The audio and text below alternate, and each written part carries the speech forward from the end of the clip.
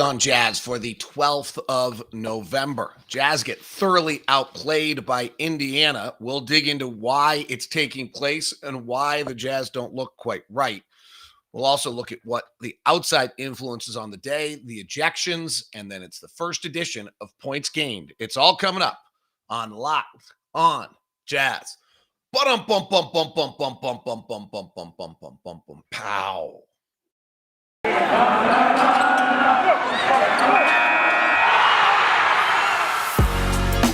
You are Locked On Jazz, your daily podcast on the Utah Jazz. Part of the Locked On Podcast Network, your team every day. How are you? I'm David Locke, radio voice of the Utah Jazz, Jazz NBA insider. This is Locked On Jazz, your daily podcast on the Utah Jazz, giving you insight, expertise, geeky numbers, and hopefully making it way better to be a Jazz fan. Thank you very much for tuning in. Thanks for making Locked On Jazz your first listen of the day. Push that button, subscribe, and grab the subscribe button on YouTube and hit the bell, and it'll notify you of that as well. Today's show also available on all of your podcasting platforms, and we are, as always, free and available on all platforms. The first chat room question was, are you okay? I had not talked yet today, and my voice clearly is tired since 12 hours ago I was calling an NBA game. So I think that's probably it more than anything. This episode of Locked On is brought to you by McDonald's, proudly serving communities since 1965. McDonald's has always been more than just a place to get tasty, affordable food. It's an unofficial community center. A big thank you to our friends at McDonald's for always being there. I'm loving it. Yes, Donovan Mitchell wore a Locked On t-shirt yesterday at the end of the presser. That was really cool. Nice of him to rep, and we appreciate it. It was just super cool of him. All right, Jazz got hammered last night. Really beat in every aspect. And I think it's symbolic of something larger. I do think there's two things that need to be addressed kind of to put the conversation somewhat in context first. The players respectfully after the game said that the issues with the young girl, Izzy, who was 10 years old, black autistic girl who committed suicide out of Davis High School, did not have any impact. And that is nice and respectful of our players and appropriate.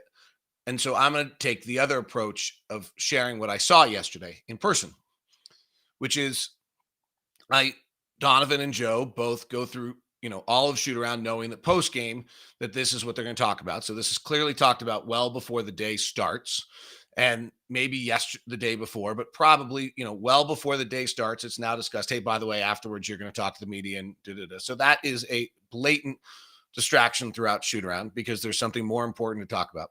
When Donovan finished his session where he was noticeably mad, using his word, he walked out of the room, and as he walked out, he reached up with his hands toward the top of the doorwell and just kind of put his hands up on the doorwell, just like a stretch and exhaustion and an overwhelmed kind of body movement. Like, think about Andy Larson actually did a nice job in the triple team today in the Salt Lake Tribune and just listed it.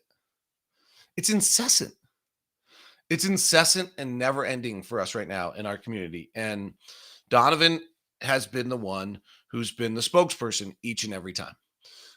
Beautifully, incredibly.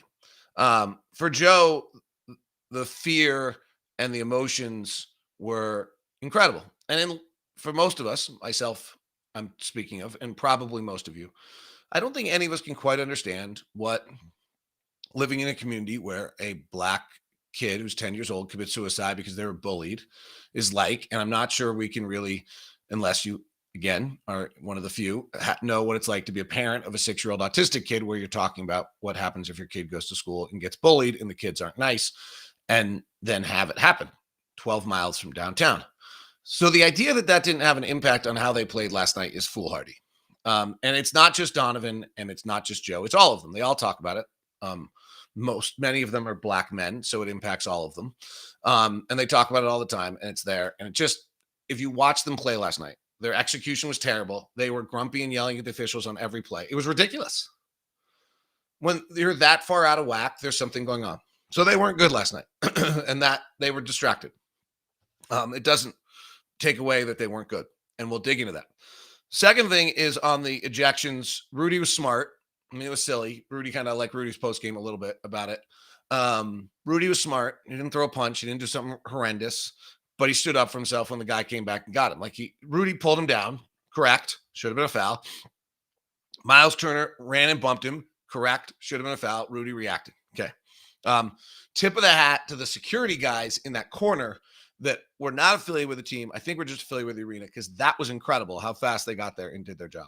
Joe, unintentional contact. I think that's super important that's the way it's being characterized. And Donovan from escalating. Hopefully the way that sounds, everyone's available on Saturday. So, that's, let's get that. All right. Here's what's happening to the Jazz. Big picture. It doesn't feel right. They don't look right. They're not particularly good right now. Ironically, they're not particularly good. They're 8-4, and they still probably have one of the best, if not the best offense in the league, while seeming to be way off. Like, we have to keep putting it in context. The schedule has been easy. And against the good teams, they haven't looked good. There's no hiding that. I think they would all admit that. Here's what's going on. When you are, and they have the second best differential in the league. When you have the best record in the NBA, like the Jazz did last year, and you really pretty much throttled the entire league, the league's incredible, and all of the coaches go to the offseason and they go analyze the Utah Jazz if they weren't doing it in the middle of the season. Like Eric Spoelstra, I promise, spent the offseason looking at the Utah Jazz. The other aspect of the Jazz, they're the best coach, if not one of the best, if not one of the best, and they have the most creative coach in the league. So everyone's going to go look at what Quinn's doing. And then we were on the analytical forefront last year of some things. So everyone's going to dig into that and try to figure out why. And that's what we're seeing. What Rick Carlisle did last night was he was the head coach of the Dallas Mavericks. They were up 2-0 on the LA Clippers. They thought they were playing the Utah Jazz in the second round of the playoffs. And he rolled out his playoff game plan last night. And that was quite simply, there's no way an Eastern Conference coach that hasn't been around and played the Jazz a million times know the Jazz plays that game plan last night. Unless, of course, that Eastern Conference coach was an assistant coach for the Dallas Mavericks last year, in which case they were up 2-0 against Clippers, ready to play the Utah Jazz, and their name is Jamal Mosley, and they're the head coach of the Orlando Magic. Like, the league is playing us in a certain way right now because they studied us, because we had the best record in the NBA, because we took the most threes, because we took the most threes in transition, because we took over 50% of our threes in transition, because we started offensive rebounding. we simply did things that other teams in the league weren't doing in a style, in a manner that other teams didn't. And then at the end of all of it, we got brutally exposed by the Clippers. Brutally. And so this league's really, really good. And these coaches are brilliant. And so these coaches are sitting around and watching the league and seeing what's going on. And there's now a script on how to play us. And we couldn't answer it last night. Could not answer it in the slightest. Should we be able to answer that by game 12 with the same roster that we had a year ago? And the answer is probably not. Should we be able to answer it by game 70? Hope so. And maybe most importantly, can we answer it by game 35 or 40 when the trade deadline comes up? And if we can't by then, the front office has a huge obligation with no chits to play with and almost no mechanism by which to do it, to try to make a move to change the roster. So that's where we are. And I'll dig into what those things were and what Indiana did last night. But that's the reality that we're living in right now. By being in the number one seed, by having one of the top 10 differentials of all time in the NBA last year, by winning 52 games, which was the equivalent of 60, we became the model to what was going on in the league, and we're now seeing it, right? If you look at the league's changing the way it's playing into a manner that's more similar to what we did last year, and know how to attack us. So now the Jazz have to figure it out. That's really where we are. All right, I'll specifically get into last night and then points gained as well. 3 items that Indiana did to Utah last night that they couldn't combat and will be interesting. And some of them we talked about the day before, so some of them were unique to Indiana. It's all coming up on Locked On Jazz. Thanks very much for making us your first listen of the day. Your second listen today, Locked on Bets. They're on fire. They've had 12 of the last 14 weeks of winning weeks. That is pretty good on Locked on Bets. Short, quick gambling hit. Your boy Q and Lee Sterling take you around. Today's show is brought to you by Murdoch Hyundai, located at 4646 South State Street. Also located in Logan and in Linden. The great lineup of SUV cars. The Palisade is the beauty, King Poobah. The Santa Fe, I've bought two of. There's the Tucson and the Kona. Plus, there's the Elantra and the Sonata, which are the sedans. I'm driving the Sonata right now. It's just absolutely fabulous. The Elantra won the North American Car of the Year. They're all available for you at Murdoch Hyundai at 4646 South State Street, also located in Linden and in Logan. The Murdochs have been in Utah for over 80 years and have decided not to charge more than MSRP under any circumstance at all. So impressively, they're being loyal to that. And to you for all the years that you've been connected. Blake simply said to me, I don't want to go to the grocery store or the church and see people we took advantage of. It'll pay us off over the next 80 years to be loyal to the people here. And that's exactly what the Murdochs have done. If you want to email me first at dlock09@gmail.com, I'll set you up with a VIP meeting at any of the 3 locations. Just tell me where you're going. At dlock09@gmail.com. It's Murdoch Hyundai, located at 4646 South State Street in Linden and in Logan. This episode is also brought to you by McDonald's, proudly serving communities since 1965. McDonald's has always been more than just a place to get tasty, affordable food. It's a place where friends and families come to reconnect, a place where classmates can meet up for a study group, knowing dependable Wi-Fi and endless supplies of fries and McFlurries. Win or lose, it's a place where teammates, competitors, and the home team or the away team can come to recharge. It's a place you always look forward to stopping at a long road trip to rest your legs and refuel. It is McDonald's. So stop by and get the fries, the McFlurries, whatever it might be at your local McDonald's. Stop by on the road trip. It's McDonald's. I'm loving it. Not singing. Not singing. Won't do it. All right. So 3 things last night. So one of the things we did last night is we played in transition. Or last year, we played in transition. And by playing in transition, we got off 7 threes a game. We shot 43% on those threes. We had the second best effective field goal percentage in transition, and we were deadly. There are 2 ways to get back to stop transition. One is that you get back and try to cover all the area, which is hard when people are running to threes. Or number 2 is that you physically go after the offensive rebounds, force the Jazz to have more guys back, and then beat them on the glass. And that was the approach that Rick Carlisle took. Also, that if with Miles Turner, Sabonis' 2 fouls, I thought, really helped Indiana. Because Sabonis is not hard for Rudy to deal with and is not someone that we don't struggle with. And, Donovan and Rudy, Donovan and Joe both kind of came out with great energy after going through the day. I thought they both, came out. We were up 18-12. And Sabonis goes out of the game, and then things start to slip away a little bit. And some of it's TJ McConnell came in and caused problems, but also it forced Rudy to play a little bit further from the basket. And then they started pounding the offensive glass. When they suddenly were able to get Rudy up higher, then now Bojan is a bad rebounder. Royce, who's small, Mike and Donovan, who are small, have to go get rebounds. And in the first quarter of the game, and if we actually start doing the range filter on it, they get 5 of their 11 misses as offensive rebounds.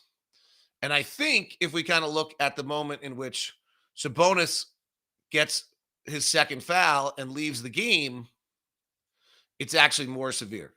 I'll have to kind of check that and make sure. But in the final minutes, they get, let's see when Sabonis went out of the game. Sabonis, in the final about 7 minutes of the quarter, they miss 6 shots and they get 3 offensive rebounds out of it. That's when it started, is after Sabonis left the game, and then they pull Rudy a little bit higher, and that's been our issue. So they just absolute pound us on the glass. In the final, after Sabonis went out, in the final 8:21, they had 5 offensive rebounds of the quarter. We had 3 defensive rebounds. I mean, that's ridiculous. But that's also where that's a weakness, right? Like, that's where if Rudy's not grabbing the rebound, Royce was our second leading rebounder last year. We don't physically have another really good rebounder. In the second quarter, Sabonis comes back and they just pound us again. They get 7 of their 14 misses as offensive rebounds. Rudy got 4 defensive rebounds. Donovan got 1. Joe Ingles, who's not a good rebounder, got 1. Hassan Whiteside got 1. So this is where our guys have to make an incredible commitment on the defensive glass to get rebounds, but also it was absolutely, a case where that's one of our weaknesses is those guys, what their skill set is. Rick Carlisle knew it from Dallas, came and pounded us on it and took advantage of us. So that was the first part. Our half court, what do we do great? The things we do great, we're still doing great. Our half court defense was fabulous in the first half of the game, except for the fact we didn't board. They couldn't score in the half court against us. And I'm not sure they ever really did score in the half court. They scored 88 points per 100 possessions, 41st percentile in the half court, but they got 36% of their offensive rebounds. They got in transition more than we would like, which, for a team that's not in transition very much, they were in transition a lot more than usual and ran on us much more because they didn't want to let Rudy get set defensively. So there's the second part of it is that they flipped it around. And part of what happened to us defensively is they got into their sets quickly and actively. And so we never got to get our defensive game plan. We were kind of recovering on every possession. Again, they know us well. If Rudy ends up getting set defensively, you're dead. And so they didn't let it happen. The second one is they played a lot of 1 through 5 switching last night. This is the answer on us, particularly when Joe's at the point guard. There was a play last night I liked where Joe went and tried to beat somebody and actually beat him and passed to the corner on a beautiful play. Joe's not one who can generally beat you one-on-one. And so when you have Joe in the game and we play the pick and roll, you switch it, and now Joe's stuck. I think he was guarded by Sabonis, and he actually beat him. But that's not something that we really can handle. And they were able to switch 1 through 5 defensively, and we didn't feel like we dealt with it great last night. The offense kind of slowed down. The ball stopped moving. This is what everyone knows. Again, why? Because what we're good at, the pick and roll game with Rudy rolling and shooters spread, you're dead. You can't do it. Like Rick knows, last year we probably had 2 of our best games of the entire year against Dallas on that back-to-back sequence. And he's not going to play the same way again. And so in turn, what they did is they switched everything 1 through 5 and really forced you to throw it down low to Rudy and make Rudy beat you offensively. And he's not that. It's not. He's got to find a way so that if Malcolm Brogdon is on him, he can pin him at 4 feet and score over the top of him. And if he can't do that, that's going to be a big problem for us because that's how you beat 1 through 5 switching, really. The reason the ball movement stops is because no one's leaving their man. They're hugging their shooters. They're switching the pick. Rudy rolls. Rudy's got a small on him. He's got to find a way to take advantage of it. And that's the script. That's what everyone studied and everyone looked at and everyone knows. And it's not that complicated. And the league watched the Clippers do it. It was really pretty pronounced. And it's now out there. The good news is we're getting it every night. We got it from Orlando. We got it from Miami. We didn't get as much from Atlanta, strangely. But they also have Trae Young, so they can't do as much with it. And they, in turn, we're now getting practice on it every night, which is probably the good news. And that's how we get better by game 70. The third one is get Rudy out of the middle. I talked to coaches on the other side. I've been in this league for a long, long time. And they all say the same thing, what their game plan is. Their game plan is to move Rudy, attack where Rudy's not, see if they can pull Rudy out of the middle. Quinn's game plan is everything he can possibly do to get Rudy in the middle. Problem last night was because Indiana was playing with a pretty good thrust and getting down the floor quickly, then the Jazz were scrambling and they weren't able to do the rotations that they had planned to get Rudy into the middle of the lane and keep him there. But that's the game, right? The game from us is if Rudy stays in the middle, you're dead. And we have a great half-court defense. And if you can play quickly or do it without Rudy in the middle. And so we saw that. Like Malcolm Brogdon just and understandably, I talked about this on the pregame show, that we expected this, or the pregame show, the day before show, we expected this to happen. Malcolm Brogdon is huge. And when Mike Conley tried to guard him last night, he couldn't do it. Like he just physically at 6'5", 230 pounds, just absolutely manhandled Mike Conley. You know why? Because he's 6'5", 230 pounds, and Mike Conley is 6'1", 175. He has 60 pounds on Mike Conley. Like, not a lot Mike can do about that. He just bogarted him.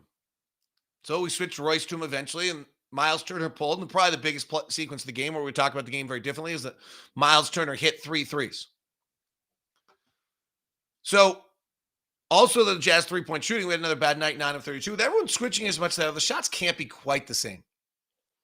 I know we keep seeing all the data that says the shots are quite the same, but they can't be quite the same because teams are defending us a bit differently than they did before, and so it must be. Last night, we were back down at 268 passes, 22 assists. We ran 97 picks. We actually had success in the pick and roll. We had success in the drive game. I think we only had one transition three the entire night. Last year, we averaged taking 7 and going 3 of 7. 3 or 4 of 7 every night. I don't think we had very many transition possessions last night. The numbers when they supposedly, according to Second Spectrum, they switched on 18 of their pick and rolls. We averaged 0.92 points per possession. But the Malcolm Brogdon, Domantas Sabonis pick and roll was 1.6 points per. Like, they killed us on that. Our Mike Conley, Donovan Mitchell pick and rolls were great. So we actually answered in a lot of ways. But Joe Ingles pick and roll with Rudy Gobert, which is them switching, is down. Joe has not got his pick and roll game going, and it's largely because the league, I think, has out that they switched that pick and roll. And so this is difficult. So those are the things. And we're going to see it again against Miami, and we're probably going to see it again against Toronto, who really can switch. And the league has come prepared to not get beat by the Jazz by 20 every night. And so this is going to be a really interesting stretch to see how our guys deal with it, whether we can get better and whether we have the personnel to get better. And that's how you win a title. You know, I don't think it's quite the same, but Milwaukee's hovering around 500. They were last year at this time too. I think you see this. Like, the teams that kind of bend the game a little bit, this is what you see happen to them from the other teams. Points gained. Where's Rudy rank offensively? Where's Donovan rank offensively? Where's Jordan rank offensively? We'll look at all of it. Today's show is brought to you by Built Bar. If the coconut brownie chunk is still available, it is. Trust me, jump on it. Coconut brownie chunk, best protein bar I've ever had in my entire life. 100% real chocolate, 100% delicious, amazing. I mean, really amazing. 150 calories, 15 grams of protein, 7 grams of sugar. I'm not going to talk to you about paranormal pumpkin. I'm not going to talk to you about cherry lime. I'm not going to talk to you about peanut butter brownie. I'm going to talk to you about coconut brownie chunk. Now, if you're on the anti-coconut team, that's your own problem because you're missing out. Go check it out at built.com. Built Bar has 130 calories, 2.5 fat grams, 4 net carbs, 4 sugars, and 17 grams of protein in most of their bars. They are basically a candy bar that is a protein bar, 100% real chocolate and 100% delicious. Absolutely fabulous. You're going to get into the action this weekend. Do it at our friends at betonline.ag with the promo code Locked On. By the way, promo code for Built Bar is Locked15. Locked15. The Built Bar's coconut brownie Built Bar is so good that you actually shouldn't even use a promo code. It's just that good. Built, but go ahead and use it. Locked15.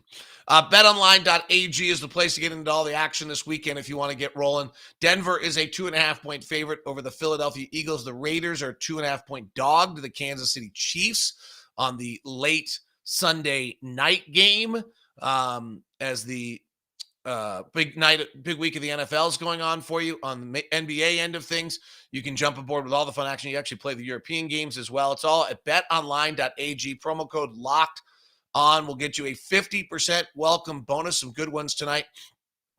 Phoenix is in Memphis. That's a 1-point spread on that game. Dallas is in San Antonio. Dallas is a 2.5-point favorite in that. Chicago and the Warriors tonight's the headliner, and that one's at Golden State. The Warriors are a 5.5-point favorite. We'll see if Minnesota can upend the Lakers. Minnesota's lost like 6 in a row. Lakers are a 2.5-point favorite in that. It's all at betonline.ag. 50% welcome bonus with the promo code Locked On. All right, here we go. It is the first edition of Points Gained. For those that are new to Points Gained, Points gained is an exclusive locked on metric.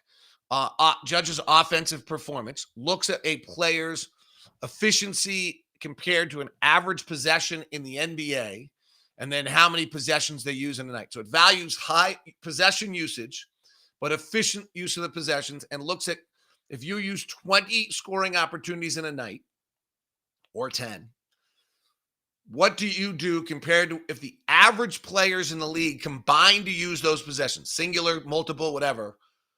What do you do compared to that? So the number one offensive player in the league at this point with a stunning 5.6 is Kevin Durant. Not a big surprise. Just to put in perspective, last year, Steph Curry was the best at 4. Durant, Zion, and Nikola Jokic were all over 3. And then there's usually about 8 or 9 guys that are 2. Last year was Joel Embiid, Giannis Antetokounmpo, Zach LaVine, Michael Porter Jr., Dame Lillard, Rudy Gobert, Rashawn Holmes, Kawhi Leonard, and John Collins. In 1920, James Harden was the best at 3.3, Karl Anthony at 3.2, John Collins at 3.1, Dame at 3.0. So we usually have about 4 players over 3, and then about 5 or 6, 7 players over 2. Rudy Gobert, Duncan Robinson, Giannis Antetokounmpo, Devin Booker, Mitchell Robinson, and Rashawn Holmes. In the 18-19 season, just to stick with it, Giannis was the best at 3.6. Steph was 3.5. Harden was 3.3, 3 over 3. And then about 7 guys over 2. Kevin Durant, Rudy Gobert, Clint Capella, Karl Anthony Towns, Danilo Gallinari, John Collins, Kawhi Leonard, Montrezl Harrell. A lot of the same names. So where are we starting the year? The numbers are usually a little higher. And Kevin Durant has started at a 5.6. Wow. That is incredible. Nikola Jokic is at a 5.1, which is how Denver is somehow winning basketball games. Montrezl Harrell is at a 4.2. Might be why Washington's winning games. Seth Curry is at a 4.0, which is how Philadelphia is winning without Ben Simmons. Harrison Barnes, I love Harrison Barnes, is at 3.7. Rudy Gobert is at 3.6. Rashawn Holmes is at 3.2. Steph Curry, 3.0. Norm Powell, 2.9. Domantas Sabonis, 2.9. Jimmy Butler, 2.9. Jared Allen, 2.8. John Collins, 2.7. Lots of 2s right now. We'll run through most of them. Karl Anthony Towns, Frank Kaminsky, great bench for Phoenix. Carmelo Anthony, 2.6. Wow. Nicholas Batum, 2.6. Zach LaVine, Miles Turner, 2.5. Robert Williams, Mike Conley at 2.3. Incredible. Jaylen Brown, 2.3. LaMarcus Aldridge, Eric Gordon, Mikal Bridges, Zeke Njai at Denver, Mitchell Robinson, Grayson Allen, and Gordon Hayward and Zubac are at all 2.0. That's interesting. Let's look at the Utah Jazz overall. Someone has a question specifically on the chat room. We can. Rudy Gobert's at 3.6. Mike Conley at 2.3. Joe Ingles is at 1.2. Just to put this in perspective, let's go to last year. Last year, Rudy was 2.3. Joe was 1.8. Faves was 0.7. Mike Conley was 0.5. Boyan was 0.5. Niang 0.4. Royce 0.3. Donovan minus 0.1 or even. And Jordan was minus 0.7. My premise is you got to have every one of your players being above average. Rudy is 3.6. Mike Conley 2.3. Joe 1.2. Hassan Whiteside 1.0. So he's taking the nice job taking the Derrick role. Royce is 0.9. Great. Boyan's 0.8, which is better. Trent's 0.1. And then Eric Pascal's minus 0.2. Donovan's minus 0.3. And Jordan Clarkson is a minus 2.7. This is like, so Mike Conley's positive brilliance of 2.3, one of the best players in the league. We only have like 10, 12 guys that are minus 2. Jordan Clarkson's negative performance right now is actually negating one of the equivalent of probably the 5th or 6th best offensive player in the league for a whole season. I don't think that'll last. I hope not. If it does, we have a really big problem. But that's the reality. Who are the most negative offensive players in the league? Always rookies. And then some stunning names in here. Always rookies. Cade Cunningham. Karis LeVert. Didn't help us that he was hurt last night. Jalen Suggs. Terry Rozier. Charlotte was playing much better when he was hurt. Here's some stunners. Jason Tatum minus 3.2. Jason Tatum's never been right since COVID. Michael Porter Jr. minus 3.2 out with a back injury. Kel Walker Alexander Walker minus 3.0. Dame Lillard minus 3.0. Russell Westbrook minus 2.9. Dame's been worse than Russ and doesn't bring as many other things as Russ. Nikola Vucevic minus 2.9 and Chicago's winning. Precious Achiuwa minus 2.8.